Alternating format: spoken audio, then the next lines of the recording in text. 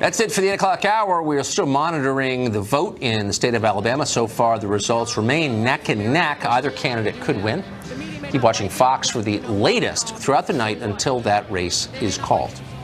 Meanwhile, good night from Washington. We'll have more Alabama election coverage throughout the evening. We'll see you tomorrow.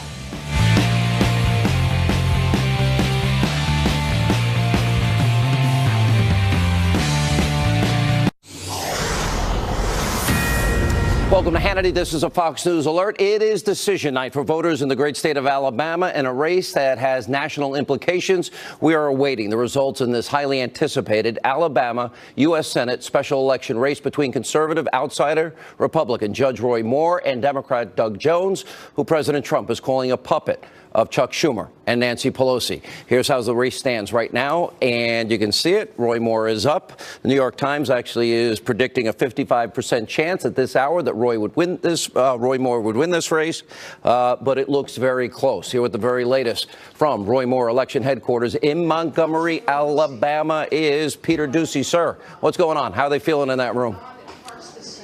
Sean, they just put that New York Times projection up on that screen behind where the speakers are for the first time tonight. Well, now it looks like they took it off. But when they did, this place absolutely erupted with cheers and applause for the first time tonight. It was really shaken. It was the most energy that we have felt since the doors opened, which was when the polls closed. The other lines that seem to be getting the biggest rise out of this Roy Moore HQ crowd have been about really sticking it to the establishment, which of course has been a theme throughout the entire campaign. Now, Judge Moore still not in the house yet at the RSA Activity Center in downtown Montgomery, but we do expect to see him tonight. We also expect to see his big backer, Steve Bannon. If Moore is able to keep this seat red, we expect to hear Bannon and others give a lot of credit to President Trump. However, if he loses, we expect to hear a ton of blame directed at the Senate Majority Leader, Mitch McConnell, who the campaign and its biggest surrogates have tried to vilify from the very beginning. Now, we do understand that McConnell, in the event of a Moore victory, plans to huddle with Republican senators tomorrow at 10 a.m. at the U.S. Capitol to try to figure out what kind of a welcome they would give a Senator Roy Moore. The establishment here in Alabama, though, has been a lot friendlier. In fact, driving from Birmingham down here to Montgomery earlier today, a couple hours ago, we heard the Trump robocall, much discussed this weekend in favor of Moore, playing as a radio ad paid for by the Alabama GOP. Now, tonight's event here in Montgomery does have a very noticeable security presence inside and out. An official tells me that's because of a threat against the campaign that came in this morning, but not a threat against the victory celebration, the hope of victory celebration specifically. We also have not heard a ton from Judge Moore since we saw him earlier today riding his horse, Sassy, to the polling place, but his sister is here, and she says that right now, even though everybody here is on edge, he is at peace. He's telling the people who are hunkered down with him that it's in God's hands now, and that if he wins, God wanted him to win. If he loses, he wasn't supposed to. Sean? Peter, what was the cheering going on while you were speaking? Do you know? It's hard to say, but it's died down right now. And again, in this room, I think there are a lot of sweaty palms. People have seen this, the more faithful, ever since the primary where he defeated Luther Strange, as a chance to continue draining the swamp. That's something that you hear. Last night there was the event where they had alligators and moss inside. It was drain the swamp theme. They have been pitching Moore to Alabama Republicans as the guy who's going to help President Trump continue to make America great again. We've been hearing that a little bit more today. And again, everybody here is really, really anxious. They are very confident. And I'm told that when they look at these numbers where they think that they are going to break all kinds of records for turnout in Alabama, they think if it's everywhere, that's really good for them. They are just a little bit uneasy about some of the reports that the turnout may be the highest in big cities. All right, Peter John. Ducey at Roy Moore headquarters. Here now from Doug Jones' campaign headquarters in Birmingham. You know, we're all sitting here with our phones and we're looking at this interactive New York Times site. Right now it says it's dead even and it's a 50-50 toss-up. Doug McElway is with us. Doug, what do you think? What's going on there? Well, the latest here from the Jones campaign is that I just spoke to Giles Perkins. He is the campaign chief for the Jones campaign, and he is deeply encouraged by results coming in from Jefferson County, which show a turnout of anywhere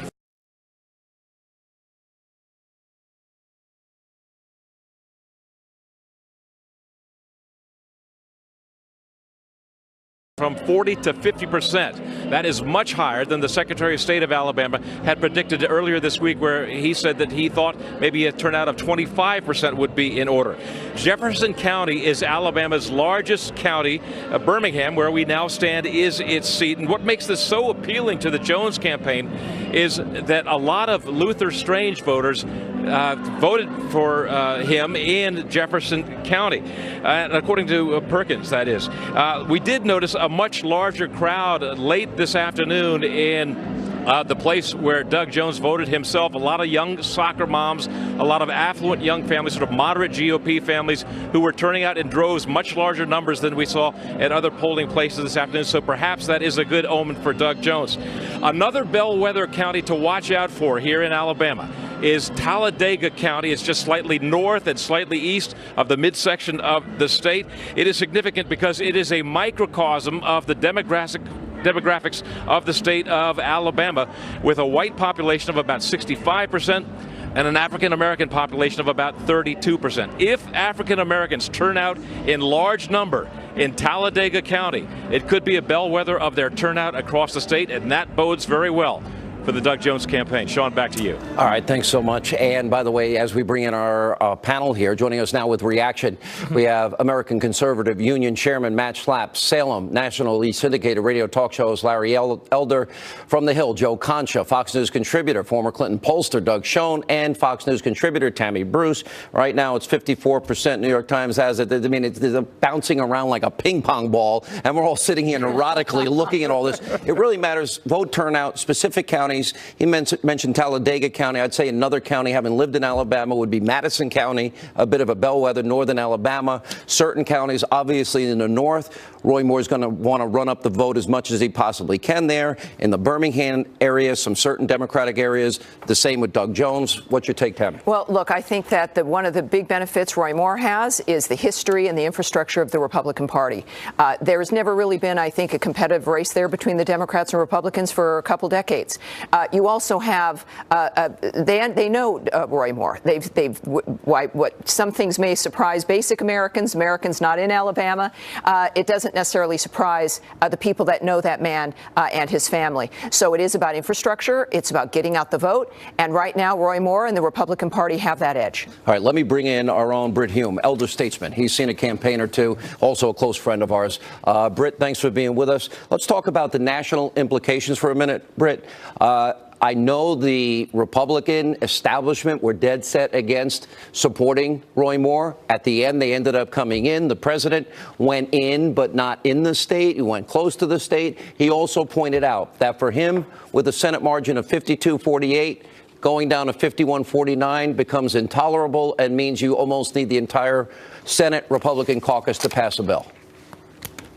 No, that's true, Sean, and indeed the Republican leadership in Washington remain divided over Roy Moore's candidacy. The president, and with him, the Republican National Committee swung behind him, but the Senate Republican leadership did not, nor did the National Republican Senatorial Committee, which is an important source of support for any candidate running for office. So the division there remains, Sean, and there's very great worry among Senate Republicans that Roy Moore, if elected, while he would be an ally on many issues voting, would be a problem for Republican candidates running for Senate next year, because the Democrats will be claiming that they disposed of and disciplined all of their alleged sexual offenders, and here's Roy Moore, who against whom charges are still hanging, who is accepted in a part of the Republican Party. So that's the dilemma they're worried about, and obviously they can't win either way, Sean, because either they lose the seat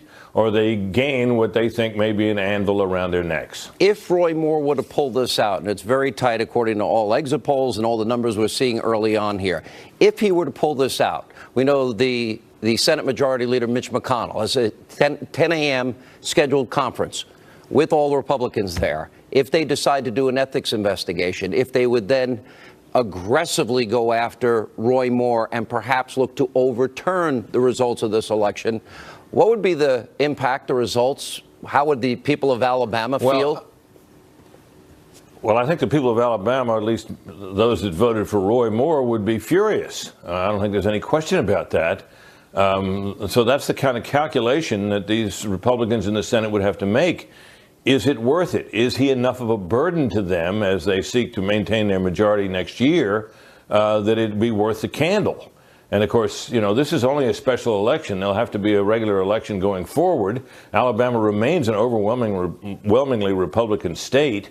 And I think the belief among Senate Republicans, Sean, is that had they nominated either Mo Brooks or Luther Strange, that either of those candidates would be way ahead tonight instead of being in this close race that they might lose. I might add, Sean, you may recall back last year on election night, I kept quoting the betting odds put together by our colleagues John Stossel and Maxim Lott, who have a website where they keep track of these things. Yeah. Right now, their betting odds have Moore 73%, Jones 26%. That's what the betting odds are showing right now. All right, let's throw our money down. You may recall, of course, last year when everybody was scoffing when I was quoting them early in the night last year, and the betting odds turned out to have it right before anything else. I'm not saying that's true here. There but were a couple of us that were a little ahead of the curve and thought Trump had a much better chance than other people. But good to see you, Britt. We always appreciate it. We'll check in with you later in the hour. Let me go to Doug Schoen. From your perspective, let's talk about the national implications here. Look. If the Democrats win the seat, and right now it is a toss-up exactly as you suggested, but if the Democrats win, they will take this as a mandate to go after Donald Trump and to make it a referendum on Trump and more. They will expand their map to states like Arizona and Nevada next year, and the Senate will be in play. I think this is, in my terms, specifically a referendum on Roy Moore. But I don't think that's how the Democrats will react if, and it's a big if, the Democrats, Doug Jones wins. If Roy Moore loses, it would be because of Roy Moore. He has been notorious in running very close statewide elections. Last election for state Supreme Court, it was 52-48. And in Alabama, that's a close race for a Republican. I understand that. But this is going to be nationalized to a rejection in part of Trump because he came in, did the robocall, the rally in Pensacola, and it will embolden the Democrats, rest assured. Will it be that, Joe Contra, or will it be that even with Trump's help, he couldn't pull him over the finish line because of all the news and information we've been discussing now for a long time? All the news and information we're discussing for a long time. If Roy Moore ends up winning or ends up losing in this case, this will be an election that was decided ultimately by one news outlet, and that's the Washington Post, when they did this story a couple of months ago. If this story doesn't come out, this isn't special coverage right now. The race is already called. Roy Moore wins in a heavily Republican state. Here's the thing. The story was never debunked. The Washington Post did good, solid vetting in terms of the accusers, and Roy Moore never could push back the way that he wanted to. So ultimately, this is a race that's being decided by a news outlet, by the Washington Post, and what they did a couple of weeks ago. There's a little lag on the numbers on the screen here. Right now, Jones is up about 1.2%. Now the New York Times has flipped it to a 57% chance of Jones winning the race as this thing goes back and forth throughout the hour, depending on the counties that are coming in at these specific times. Let me go to my friend Matt Schlapp. Matt, I want to ask you this question. After Roy Moore had said he did not know the woman, and then the woman came out, there's one particular case with the yearbook. I interviewed on my radio show that day a 42-year professional forensic handwriting expert. He said, with pinpoint accuracy, 100% accuracy, that if he had Roy Moore's writing at the time and he had the yearbook, he would be able to determine if, in fact, Roy Moore had written that inside that yearbook. He also said he would be able to tell if the ink was old or the ink was new. From that point forward, I always assumed forensics would decide whether or not the veracity of both sides here. We since found out that at least the notes on the bottom of that yearbook were added by the woman in question. That's right. It never got any forensic testing. What does that mean for the race, and what does that mean? Why didn't that happen for the people of Alabama? I thought they deserved it. Yeah, I don't think Gloria Allred wanted that to happen.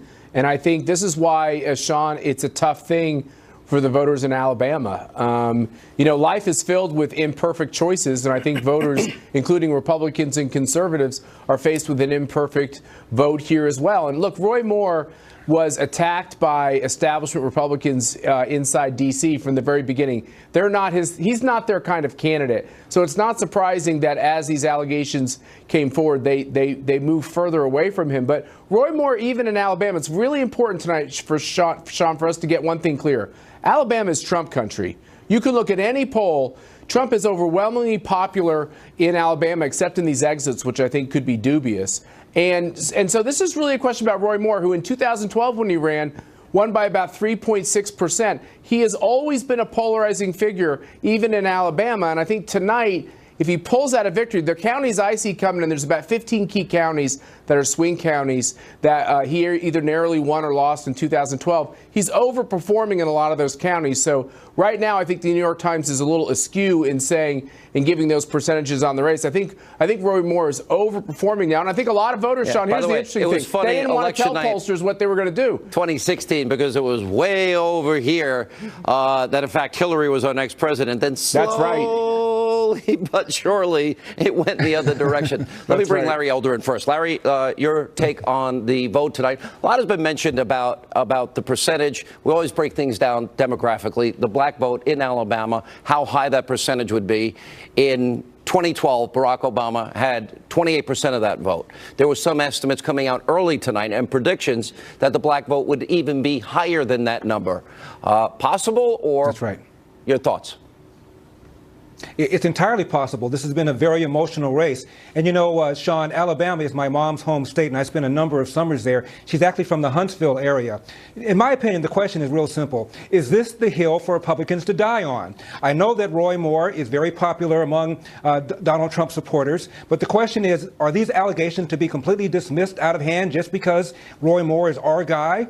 And I don't think people ought to be embarrassed about it, the fact that they voted for Donald Trump, even though he had allegations against him. Donald Trump did not did not run against Mother Teresa. He ran against Hillary. And Hillary had serious allegations against her, up to and including that she verbally intimidated an alleged rape survivor, Juanita Broderick. So I don't see any reason why this had to be the hill for Republicans to die on. I thought Trump hit the right note when he backed Luther Strange, and then he through his support to Roy Moore after Moore won. And then when the allegations came out, Trump said, if they're true, he ought to drop out. And then Trump kind of sat out. And then he did a 180, made a cost-benefit analysis, I guess. I think the president was very specific, Larry, in as much as he's saying, hey, it's a tight margin. We can't get health care through the Senate at 52-48. If it's 51-49, well, then the agenda that he has pushed so hard for is in greater jeopardy. I understand, but that agenda is in jeopardy long term if you back somebody who, in my opinion, is morally dubious. They're cutting the commercials already. Whether Moore wins or loses, they're going to go after Trump regarding these allegations. Well, that's true. If Roy Moore wins, they're cutting the commercials already. Anybody that stands near him, anybody that shakes his hand, anybody that waves goodbye is going to be tarred with Roy Moore's moral issues. And I think it's not a good calculation going down the road. I could very well be wrong, but I think they're making a mistake. 75% New York Times has odds of of Doug Jones winning. You realize since we've been on the air, it's been 18 minutes. It went from Moore up to slightly to Jones, and now Jones has a 75% chance of winning, all in the span of 18 minutes. That's remarkable. It's remarkable, and it's based on the data and where the data is coming from, Doug, something you've done. Yes, and there's one other thing that you asked me before about national implications. This will put tax reform in dire jeopardy if, in fact, the Jones campaign is victorious, because we already have one vote in Senator Corker who's gone, and that also allows us to have one other potential Republican defection to knock out the whole effort. And this is a test for the president. I think what you've seen with Shelby going against it, Jeff Flake giving money to this guy. I think the Republicans in the House, in the Senate, want to lose the Senate. I think they want the president's agenda to fail, and the only way to really achieve that is to suddenly become the minority. Tammy, that is a profound a deeply troubling thing you just said. We saw that through this. I mean, this is one of the things, regardless of who wins this, and at this point it looks like it might be Mr. Jones, is that remains the issue, that this is why this is occurring. And I think part of the GOP base, if not all of us, should be extremely concerned about the nature of what the GOP establishment has done in this process. And I agree with Larry. Look, as a feminist, I'm outraged that this also happens to be our choice, right? But the fact is that the future of the country is at stake. This is larger than Roy Moore. It's about our families in the future. But this is also a sign of how awful things have become under the establishment and how much work we have to do. I have talked, Matt Schlapp, at length about these forces that are against President Trump, the deep state, the Democratic Party. They don't want him to succeed. The media is obviously more corrupt than they've ever been. But I also add to that list Republicans, and I add to that list the Never Trump crowd that wants to say, see, we told you so. But meanwhile, what this last election was about in 2016 is the forgotten men and forgotten women that need jobs, that are on food stamps, in poverty, and they want a shot at the American dream also. So if that is the Republican strategy, I mean, it almost takes my breath away. And it also goes, I think Mitch McConnell has a lot of culpability in all of this. I was a Mo Brooks supporter from day one. I've known Mo Brooks nearly 30 years. He used to fill in my radio show when I had a show in Huntsville, Alabama. And I thought he would have been a great candidate. The person that came out strongest against Mo Brooks, Matt, was Mitch McConnell. That's Mitch McConnell, you know, literally put himself in the middle of the race time and again, and it didn't work out well for him. Mo Brooks was the forgotten candidate in this race, Sean. I mean, he was clearly the person who could have won. Luther Strange was always hobbled for all kinds of reasons, including his participation in what some would see the whitewashing of the governor scandal. So Luther Strange wasn't going to get there, and it took D.C. swamp Republicans to play this in every way that was wrong. You know what's interesting, Sean? After spending $25 million, you think they would have done some significant opposition research to see the themes they could have pushed. And I think at the end of this, you're right, which is they can't say Donald Trump is an anchor weighing down the party because his poll numbers, according to certain polls, are down, when the poll numbers of D.C. Republicans are much, much worse in every poll you look at. Let's face it. D.C. Republicans are not very popular, and what I would say is they have to have some humility on these questions. If we lose this race as a party tonight, we have to have some humility about how we handle these primaries. You know, one of the exit poll numbers that stood out on the page, Larry Elder, had to do with Donald Trump really not being a factor in this race. But in terms of the liberal media, in terms of the Democratic Party, in terms of the spin that will go out tomorrow, and I think Doug is right about this, you know, if the dog bites, if the bee stings, if you're feeling sad in the world of the liberal media and destroy Trump media and the Democratic Party, it's all Donald Trump's fault. So, of course, they will put him in the middle of it when really Trump, yeah, he got involved and he sent a robocall in, but he didn't go into the state, did he? That's true, but a significant percentage of voters in Alabama who are voting for Roy Moore said that they're voting for him to show their support for Donald Trump. Look, Trump's going to be president for Trump's going to be president for 7 years, Sean. And in that course of the 7 years, he's going to have to deal with a Congress that hopefully will remain Republican. And you saw what they did with Todd Aiken years ago when he made that comment about legitimate rape. Imagine what they're going to do with Roy Moore. And I believe that they're going to use Roy Moore as the face of the Republican Party and threaten the majorities in the House and in the Senate. And Donald Trump's going to have a hell of a time governing down the road for the next 7 years if he loses control of both chambers as a result of Roy Moore being the face of the party, which is exactly what the Democrats will do. Is Roy Moore the face of the party? I mean, there's a 76% chance, according to the New York Times right now, that he doesn't win. Well, if he doesn't win, that's a whole different ballgame, but they'll still nail all the people who supported him, who ignored, in their view, his moral transgressions. And Menendez, and I can go down the list. And really, that Jackie Spears says that there are 260 settlements in that shush fund, sexual harassment, racial discrimination. You've got maybe about, what if those are all individual cases, half of Congress, a quarter of a third of Congress. So this is Mitch McConnell. Who knows? Is he on that list? We don't know because there's no transparency.